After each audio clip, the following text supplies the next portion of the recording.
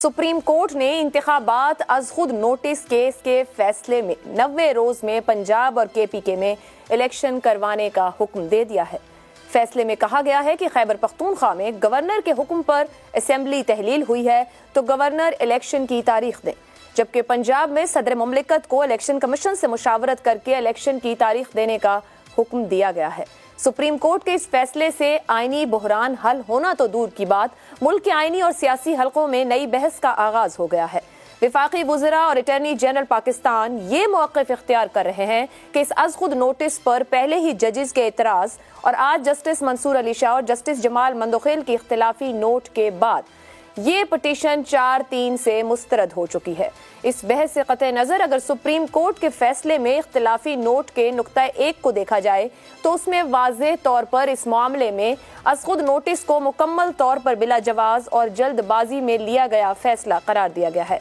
इख्तिलाफी note के नुक्ता number 2 में ये लिखा गया है कि दोनों जजेस यानी जस्टिस जमाल मंदोखेल और जस्टिस मंसूर अली शाह अपने दो ब्रादर जजेस जस्टिस अतहर मिनल्ला और जस्टिस याहिया अफरीदी के 23 फरवरी के हुक्मनामे से मुत्तफिक हैं, जिसमें इस सो मोटो को बिला जवाज करार दिया गया था। दूसरी तरफ इस मामले पर पीटीआई अभी से खुशी के शादियाने बजाना शुरू हो गई है, जबकि अभी इस फैसले को पढ़कर यही दिखाई दे रहा है कि हुनूज दिल्ली दूरस्त।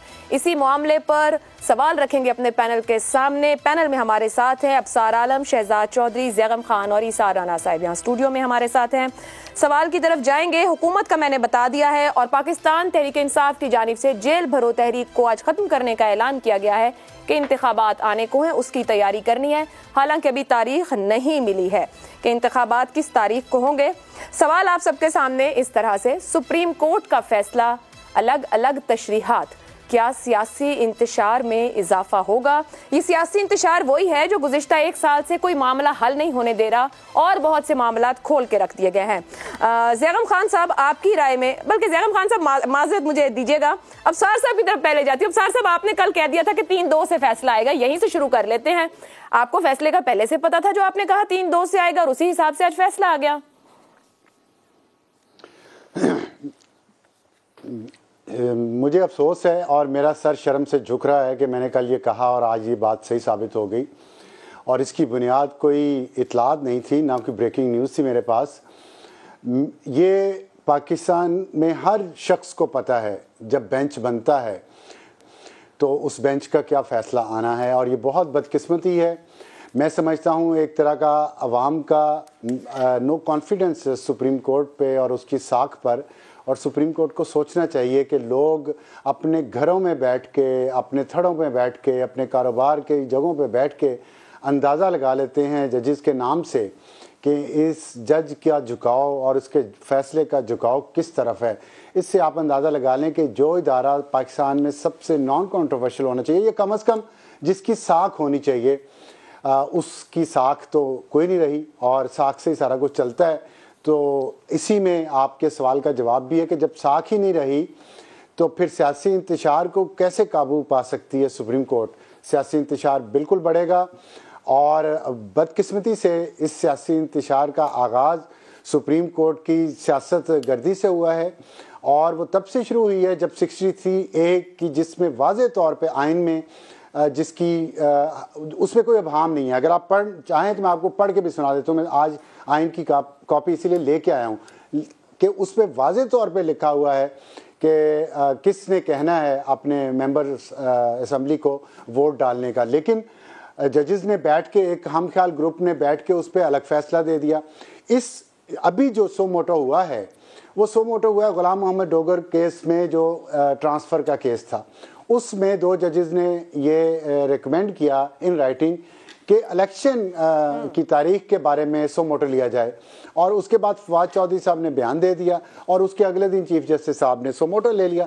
तो अब आप ये इंटेंशंस ज़ाहिर है अच्छी होंगी, मैं डाउट नहीं कर रहा, लेकिन जो सर्कमस्टेंशियल एविडेंस है वो सुप्रीम कोर्ट की साख को बेहतर नहीं कर रहा। और फिर यहाँ तक नहीं हुआ, अब हम इस बात पे था कि सदर ने डेट देनी है या गवर्नर ने। अब आइन फिर एक दफ़ा रीराइट मैं समझता हूँ किया गया है, जिस तरह 63A पे किया गया था। अब सदर को एक ऐसा इख्तियार दे दिया गया है जो आइन में नहीं है उसके पास सूबाई असम्बलियों के बारे में।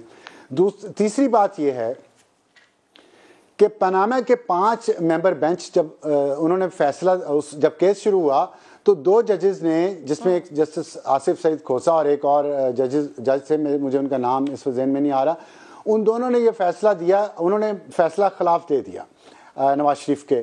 لیکن 3 ججز نے کہا کہ ابھی جے آئی ٹی ہم بنائیں گے، اس کی رپورٹ آئے گی اور اس کی بنیاد پر ہم فیصلہ کریں گے. وہ 2 ججز اپنا فیصلہ دے کے اٹھ گئے، 3 ججز جے آئی ٹی کو سنتے رہے، اور جب فائنل فیصلہ آیا جے آئی ٹی کی رپورٹ کے بعد تو اس پہ ان پہلے 2 ججز کا بھی اس پہ سگنیچر بھی تھے اور اس فیصلے کا حصہ بھی تھے، اور آج تک وہ تاریخ میں 5 ممبر بینچ کا فیصلہ ہی لکھا پڑھا اور سمجھا جاتا ہے. لیکن یہاں پھر ایک دوگلی پالیسی آ گئی آج کہ جسٹس یحییٰ آفریدی اور جسٹس اطہر معین اللہ نے اپنا فیصلہ دے دیا پہلے کچھ دن، جس کا ذکر آج جسٹس منصور علی شاہ نے اور جسٹس مندوخیل نے اپنے فیصلے میں ریفرنس بھی دیا کہ وہ پہلے ہی سو موٹو کو ریجیکٹ کر چکے ہیں. تو یہ 4 ججز ایک طرف تھے، لیکن 3 ججز جو ہیں ابھی یہ کہا جا رہا ہے کہ ان کا فیصلہ ان 4 ججز سے زیادہ وزنی ہے. مجھے نہیں سمجھ آ رہا یہ کیسے ہے کہ یہاں پاناما کے روٹ پہ نہیں چل رہے، یہاں پہ آ کے یہاں آپ نے ایک نیا روٹ نکال لیا. تو یہ جو کانٹرڈکشن ہے، فیصلہ 3-2 سے ہی آیا ہے جو یہ فیصلہ بتاتا ہے.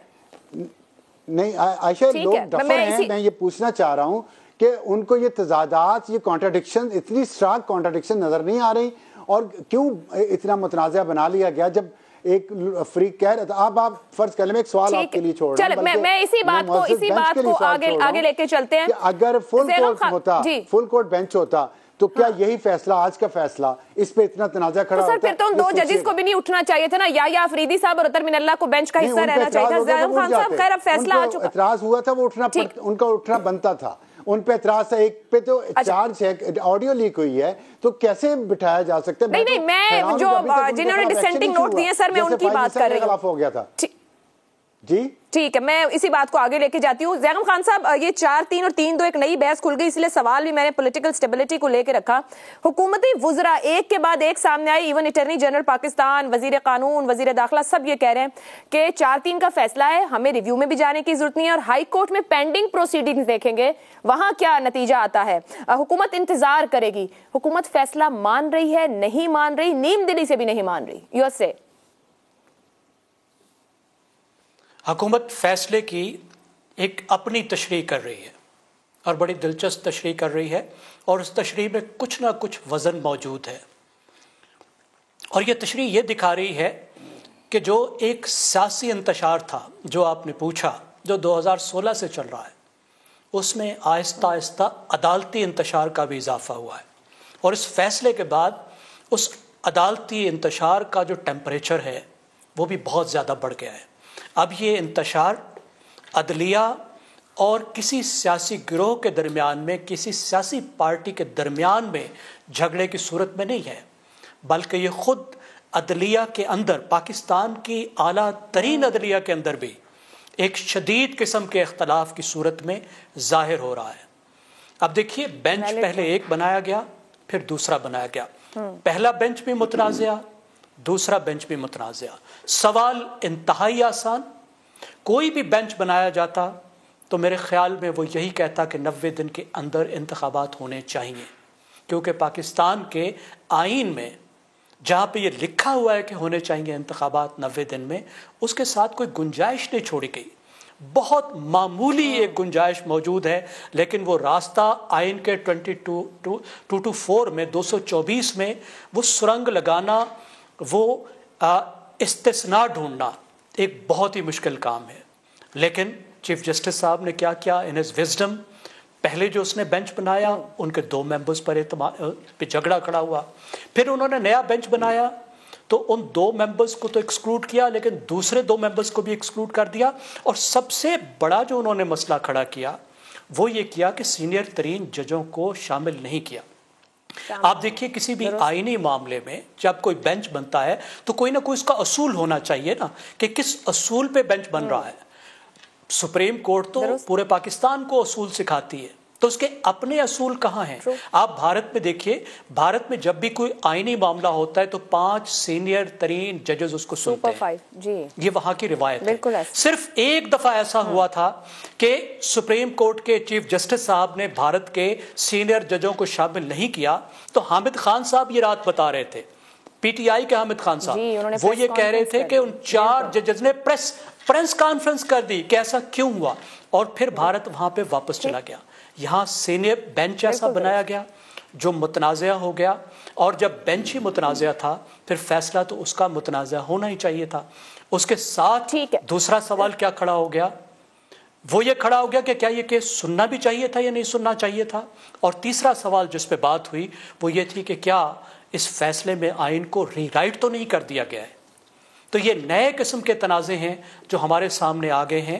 जो ज़ैगम साहब, कतर कलामी की इजाजत, इन सवालों के साथ मैं आपसे एक बात और पूछना चाहूंगी। इस फैसले में आज हाई कोर्ट को 3 वर्किंग डेज दिए गए हैं जो इख्तिलाफी नोट है उसके अंदर, और यही बात हुकूमत इस वक्त कर रही है। अभी सुप्रीम कोर्ट का फैसला आ चुका है 3-2 से, जहां इंतखाब कराने और डायरेक्शन दे दी गई है कि आप इस तरफ बढ़ें, चाहे कुछ टाइम ले लें। हाई कोर्ट के उस फैसले की कोई हैसियत होगी? मेरे ख्याल में हैसियत नहीं होगी। सुप्रीम कोर्ट ने ये ज्यादती की जो सुप्रीम कोर्ट मुस्तकिल कर रही है कि वो हाई कोर्ट के अख्तियारात को रोंद रही है। हाई कोर्ट सुप्रीम कोर्ट के मातहत अदालत नहीं है।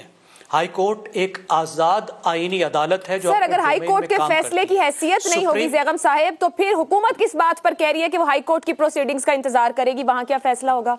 वहां भी बड़े कानूनदान बैठे हैं, वजीर कानून रह चुके ऐसे लोग भी मौजूद हैं। जी, हुकूमत जो कह रही है वो उस बुनियाद पे कह रही है जो वो इस फैसले की तशरीह कर रही है। वो ये कह रही है कि ये फैसला 4-3 से आ चुका है और 4-3 से इसको मुस्तरद कर दिया गया है। यानी इस तरह है कि जिस तरीके से ये फैसला सुना ही नहीं गया, ये पिटीशन मुस्तरद हो चुकी है। क्योंकि हुकूमत कह रही है कि ये वाली पिटीशन मुस्तरद हो गई है, तो इसका मतलब ये है कि हाई कोर्ट के अंदर जो केस मौजूद था वो वैलिड है, वो चल रहा है। अब हाई कोर्ट उसको चलाएगी, और हाई कोर्ट जब अपना काम कंप्लीट कर लेगी तो फिर कोई पार्टी उसको चैलेंज करने के लिए सुप्रीम कोर्ट में आ सकती है।